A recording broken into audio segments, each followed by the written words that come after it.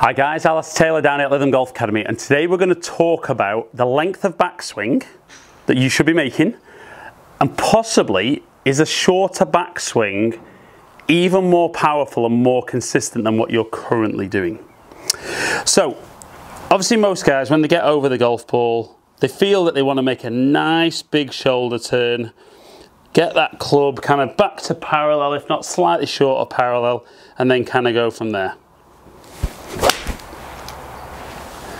So I've struck that really well. 7 iron for me. It's pitched 156. But a massive thing about how long your backswing should be, there's a few factors in that. One of the factors is how much you can move your upper body without your lower body going. So if for me, I get there and can probably turn my upper body 35 degrees, maybe 40 degrees before that goes. So if I want to turn my shoulders 90 degrees, I'm going to have a lot of hip turn, and potentially there's going to be more movement, and I'm not going to be able to stay as stable, which could affect my strike. But also, once I'm fully wound up, as I try and unwind my lower body, there's a danger that my upper body goes at the same time. And kind of what we're looking for with the downswing is once we get to our ideal position, we're looking for the lower body to go, which creates a bit of a stretch, which then fires the upper body. But if I've already turned fully, I can't create any more stretch, and then everything goes together.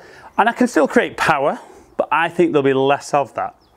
So what I'm going to work on for me, and do that little test for yourself. Get yourself there, see how far you can turn. Some of you hopefully will get a big turn. I think a lot of you will be surprised how little you can turn before this goes. And then equally on the way down, we want that to be able to go before the upper body. So I'm going to try what would feel very much like half a backswing for me, and just see what that gives me.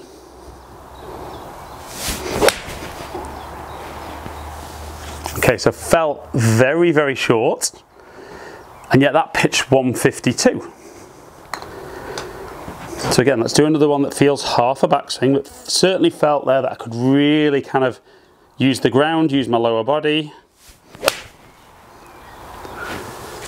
Again, really good. Pitched 162. Okay, so there I've felt that there's hardly much of a shoulder turn, but I feel that I get a little bit more elasticity in my downswing, a little bit more energy. So now I'm going to go what would feel more 3/4 backswing for me. So kind of back to about there. Still not as big a shoulder turn as I would led to believe I should be making. And again, really good. So that pitched 174. So let's go 3/4 backswing again.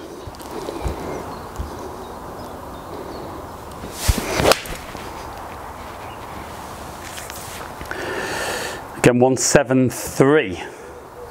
So definitely for me, the idea of full backswing, and I see so many guys down working on it, trying to feel that they get all the way back there. Obviously there's a theory that the longer the club's got to travel on the way down, the more speed it can build. But I'm not a fan of that. I think if there's no stability at the bottom, the first thing you're going to risk is lack of good contact with the golf ball. Now if you can't find the middle of the golf club, to an extent that a couple of extra mile an hour more club head speed would make no difference anyway, because the ball's going to go shorter and you're going to be less accurate.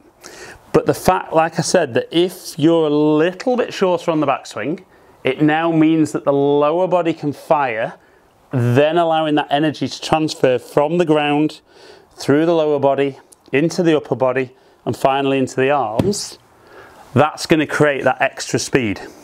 So next time you're down at the range, simply do what I did there. First of all, we're going to start with what feels like a half backswing.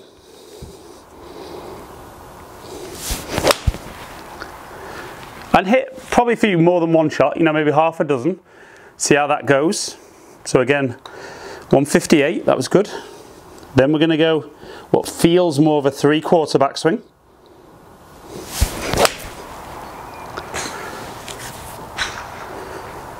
$174. and then what would feel my old full backswing.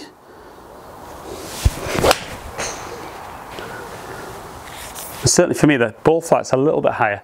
161 there. So don't be afraid to experiment. You know, as a coach, I'm big on people sticking with things and not always chopping and changing. But what is a full backswing?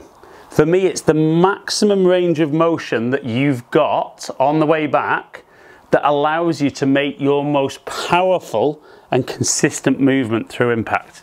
So hit some half shots, hit some 3/4, hit some full. See which one works best, and then when you've found which one works best, stick with it, practice it, play with it, and then really relearn those yardages for the longer, straighter shots that you'll be hitting. Okay guys, as ever, really appreciate you taking the time to watch my videos. I do appreciate you doing it.